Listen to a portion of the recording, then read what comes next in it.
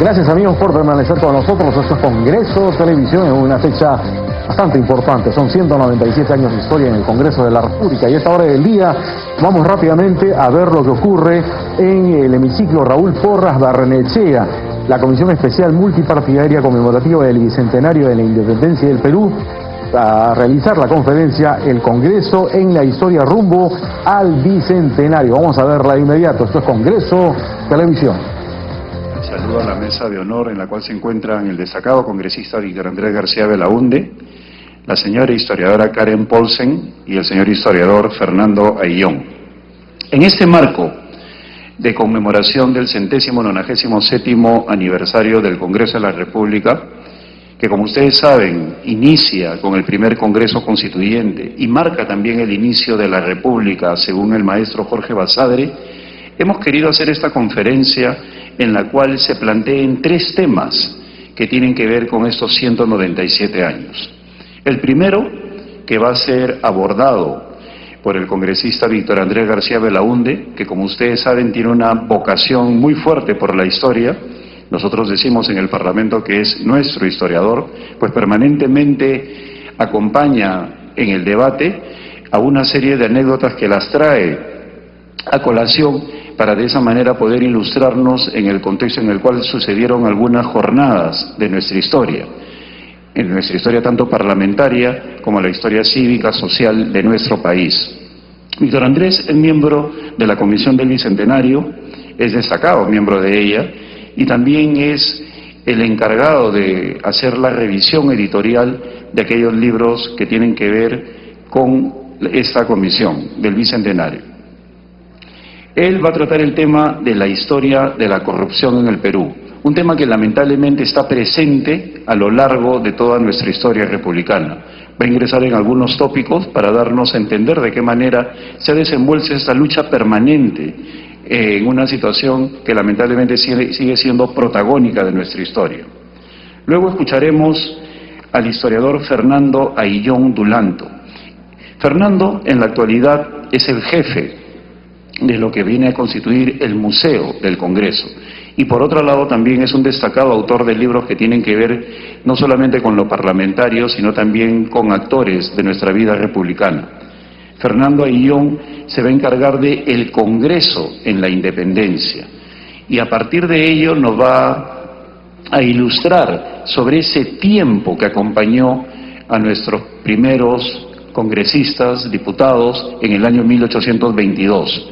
Va a ingresar en el terreno de la particularidad de algunos personajes, que no prefiero adelantar, que él mismo nos va a ilustrar, para de esa manera darnos un contexto de lo que acontecía en el año 1822, cuando se instauró el primer Congreso Constituyente. Y finalmente escucharemos a la destacada historiadora Karen Paulsen González. Ella es una intelectual que proviene de la Universidad Católica y ella también va a hablar de otro tópico que tiene que ver con una exposición que tenemos en estos momentos en la Plaza Faustino Sánchez Carrión y que trata de la mujer parlamentaria.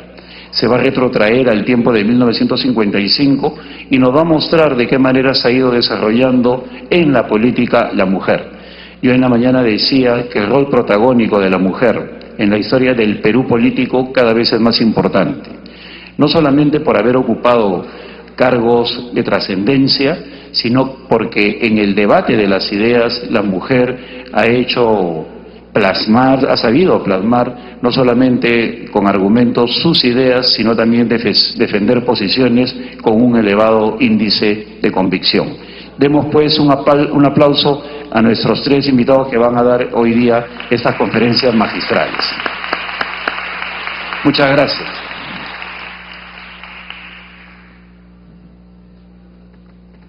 Gracias también a la participación del señor congresista Juan Sheputmur, presidente de la Comisión Especial Multipartidaria Conmemorativa del Bicentenario de la Independencia del Perú. Bien, vamos a dar inicio a las conferencias programadas esta tarde. El tema Historia de la corrupción en el Perú. Vamos a invitar a participar al señor congresista Víctor Andrés García Belaúnde, miembro de la Comisión Especial Multipartidaria Conmemorativa del Bicentenario de la Independencia del Perú.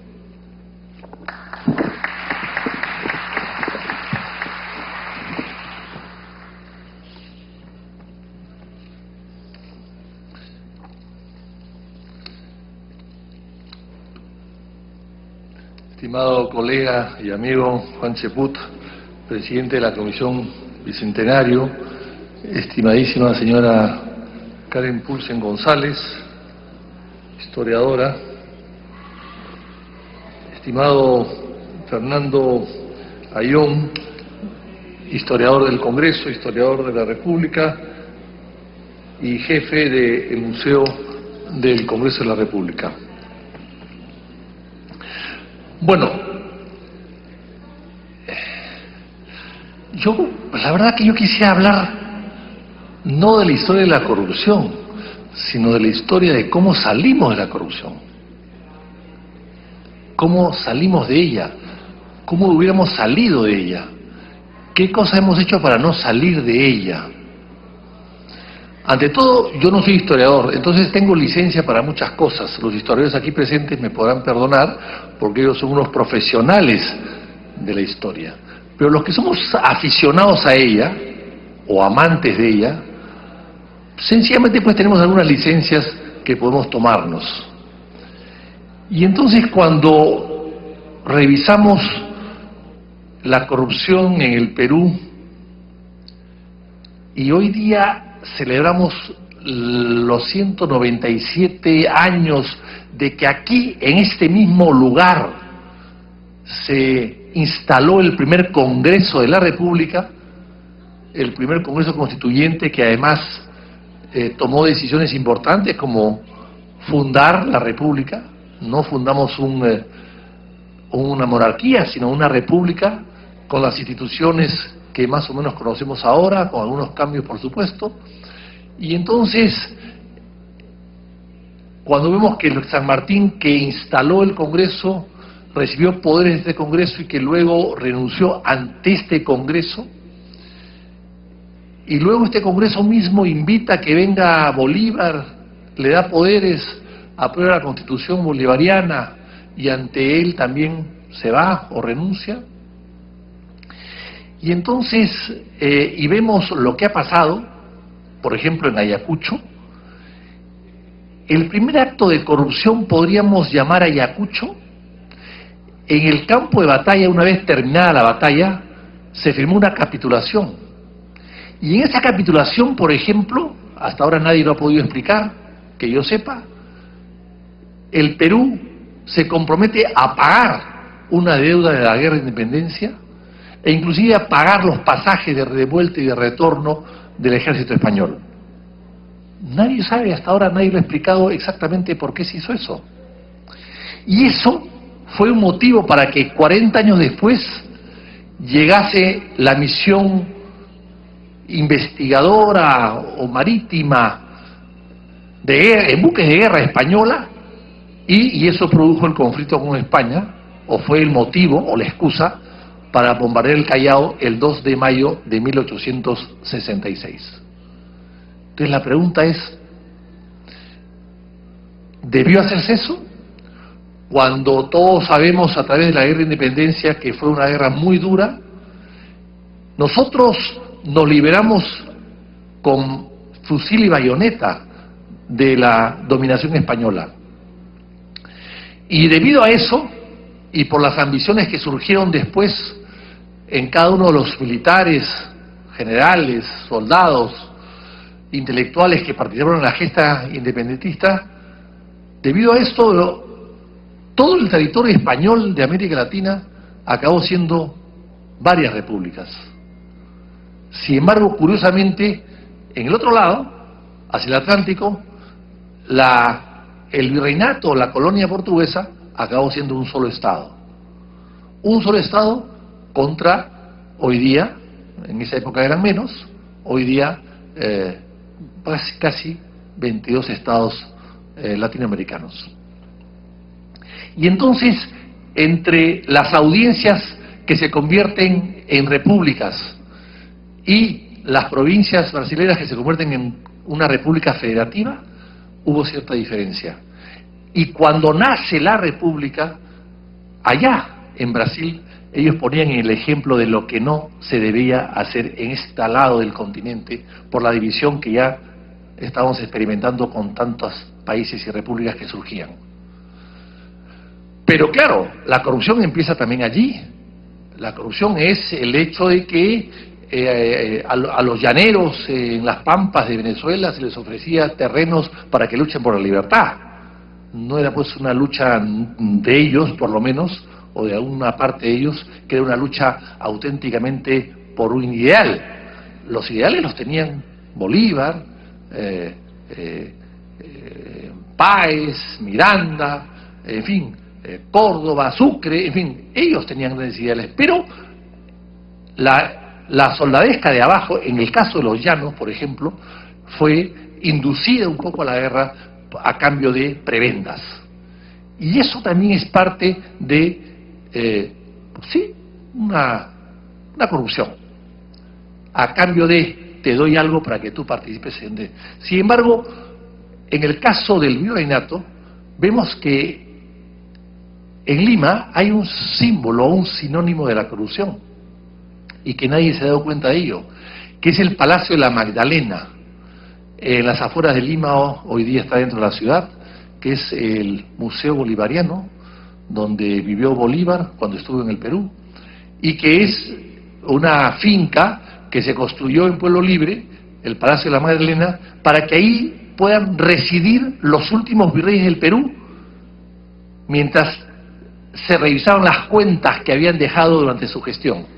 Durante 6 meses, allí se alojaban con sus familias, antes de tomar un barco y regresar a España, para que luego todas las auditores puedan revisar debajo de las alfombras a ver qué cosas se estaban llevando, qué cosas estaban ocultando. O sea, había entonces corrupción también. Y en la guerra, bueno, hay corrupción también con las revoluciones, cuando se emiten vales, cuando se toman propiedades y luego se trata de resarcir las propiedades tomadas o los bienes tomados a través de avales, y esos vales dan vueltas varias veces porque muchas veces son inclusive hasta falsificados. Pero la gran corrupción yo creo que viene también con la riqueza del guano y el salitre. Y allí vienen, bueno, la consolidación de la deuda, la liberación de los esclavos, la cola que se hacían los esclavos para que el Estado los resarza de lo costaba. Es un poco, como hoy día podríamos establecer, con alguna diferencia por supuesto, ¿no? El chatarreo, ¿no? Entregas tu carro y te dan un precio para que el carro no circule, ¿no? De alguna manera al esclavo se le liberaba y se le pagaba al dueño del esclavo, pero claro, algunos dueños que hacían circular al esclavo 2 o 3 veces por la cola y podían revisar o obtener más de lo que les debía corresponder. Pero esa bonanza del guano y el salitre también estuvo en los concesionarios, en los consignatarios, quiero decir. Es decir, cuando en los consignatarios se le entrega, por 9 años le entregó Castilla y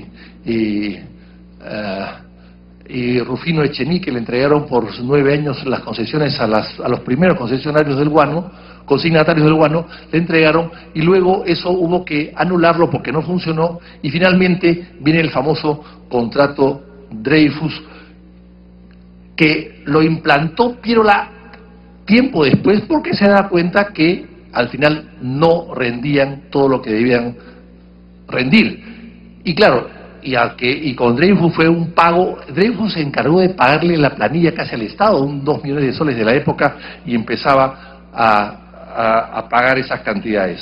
Entonces, luego el contrato de Dreyfus también fracasa, y luego en el gobierno Manuel Pardo, que fue presidente del Perú, presidente del Senado, que fue asesinado a pocos metros de este local, entrando al Senado, al local antiguo del Senado que quedaba en lo que hoy es el Museo de la Inquisición. En ese momento, evidentemente, Pardo, ante el incumplimiento de la Casa de Dreyfus, creó el contrato Prado-Rafael. por el cual se formaba una compañía que se llama Peruvian Guano, que era la encargada de vender, cobrar y depositar. Bueno, eso también fracasó. O sea, cada experiencia ha sido peor que la anterior. Pero en el caso del guano produjo una cierta riqueza, claro que sí. Riqueza que fue mal empleada. Riqueza que se empleó en los ferrocarriles, que costaron más de lo debido, y se le entregó todo esto a un señor llamado Henry Mays, que era un hombre que había sido perseguido, había estado con Warren en los Estados Unidos, en California, que llegó perseguido a Chile. En Chile quisieron extraditarlo, no pudieron, construyó el ferrocarril Santiago-Valparaíso y después acabó en el Perú construyendo los ferrocarriles que conocemos. Empezó con el ferrocarril de Mollendo a Arequipa. Pero Grace, o Henry Mays, era pues una persona poco escrupulosa, por decirlo de alguna manera, y se metió en una serie de deudas, y hay inclusive un registro de los préstamos, de los pagos que se hacían en esa época para convencer a ciertos personajes de que pudiesen hacer las obras que él quería. A Henry Mays, por ejemplo, se le entregó la demolición de las murallas de la ciudad de Lima, y a cambio eso se le dio todas las tierras de alrededor de la ciudad. Y claro, las murallas desaparecieron antes de la guerra de la invasión de Lima y hubiesen sido de repente útiles en vez de San Juan y Miraflores si hubiesen existido y no se hubiesen derrumbado antes de la ocupación de Lima pocos años después. Y después viene el tema en la guerra. Bueno, en la guerra pues había de todo un poco, ¿no? O sea, no hemos querido hurgar un poco, pero hemos visto cómo el presidente del Perú en plena guerra se va del Perú, porque era general peruano y chileno a la vez, que había comprado barcos en la Atahualpa y el Macopaca a 3 veces su valor, mientras Chile el año 72 compraba unos blindados por escritura pública, 1872, el Perú había comprado años antes 2 buques de guerra, que eran pontones en realidad, que eran barcos de río, y que llegaron al Perú durante 15 meses de navegación desde Nueva York al Callao por el Estrecho de Magallanes, jalados en 2 remolcadores, y que lógicamente acabaron siendo pontones, cuidando la bahía del Callao en la guerra con Chile y la bahía de Arica en la guerra con Chile también, el Macocapac y el Atahualpa. Pero pontones, o sea, barcos de río que no podían navegar en alta mar y que costaron mucho más inclusive que los barcos que Chile compró después, el Ranco Encalada y el Cochrane, que los compró a través de una colecta pública con permiso del Congreso y todo en forma transparente. Estos barcos se compraron en forma secreta o reservada. Palma, quiero decir, Ricardo Palma tenía una de las tradiciones que decía que el ministro de Guerra de aquel entonces había aparecido con una hacienda en Moquegua. Bueno, esa era una manera elegante de decir que el ministro de Guerra de esa época era corrupto o había tenido algún tipo de corrupción o de participación en esta corrupción. Pero durante la guerra suceden cosas raras. El Perú manda dinero fuera, como 350.000 libras esterlinas, y que se sepa no se han hecho cuenta de toda la cantidad de dinero que se ha mandado fuera. 50 y tantos mil fueron a la Casa Grace, 100.000 costaron los 2 barcos que llegó uno y otro se quedó afuera, en fin. Pero nadie ha dado cuenta exactamente de lo que se pudo gastar, el dinero que se envió fuera. Y sobre las joyas, que tanto se ha hablado que las joyas se las llevó el presidente Prado, en realidad eran 4.500 libras esterlinas en joyas, pero cuando llegan a París y las cotizan, nadie da más de 1.500 libras por ellas.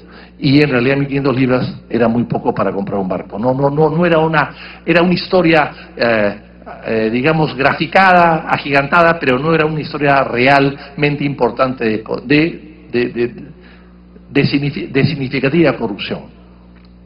Pero después de la guerra, se nombró una comisión, Iglesias, que firma el Tratado de Ancón, se nombró una comisión para investigar lo que había pasado acá. La misma comisión se formó en Bolivia, y en Bolivia empezaron a desfilar una serie de personajes para poder explicar lo que había pasado. Inclusive el presidente Hilario Undaza, que regresó a Bolivia para contestar o ponerse a derecho, como diríamos ahora, y contestar las duras críticas que había tenido durante la guerra, cuando regresa a Bolivia en el camino de retorno es asesinado. Acá esa comisión se formó, y cuando empieza a trabajar, viene en golpe de Estado, sale Iglesias, entra el general Cáceres, y el Cáceres la anula. El general Cáceres anula la comisión, y al final nunca se investigó qué cosa había pasado durante la guerra. Y entonces, luego, viene el contrato Grace. El contrato Grace es una cosa curiosa, ahí tiene sus detractores, tiene sus defensores, pero lo cierto es que el Congreso se opuso al contrato Grace, y al final Cáceres hace que 30 diputados salgan, se nombran a nuevos diputados, se eligen a nuevos diputados, y después de 3 legislaturas se logra aprobar el contrato Grace, mediante el cual el Perú anulaba su deuda externa a Grace, y Grace recibía una serie de compensaciones, entre ellos la explotación de los ferrocarriles por 66 años. Ferrocarriles que habían endeudado al Perú se entregaron para que Grace, con esa concesión y otras más, pueda asumir la deuda externa peruana, eliminar la deuda externa peruana, y el Perú pueda salir adelante de esa manera. Grace ganó mucho dinero con esto, hay un libro que lo explica perfectamente bien, pero Basadre cree que fue un contrato importante y necesario. Pero luego viene el régimen de Leguía. En el régimen de Leguía, en realidad los presidentes en el Perú han estado cuestionados, pero no había una cuestión directa sobre temas de corrupción. En el caso de Leguía era un hombre que entró más o menos rico al poder, era un hombre casado con una mujer muy rica, era un hombre de negocios, era un empresario, que había hecho dinero, que había vivido en Londres, que estaba muy vinculado a las compañías de seguros, pero él, cuando muere, uno lee su testamento y se da cuenta pues que había dejado muy pocas cosas o casi nada, y muere pues en absoluta pobreza. Inclusive su casa fue saqueada cuando cae el año 30.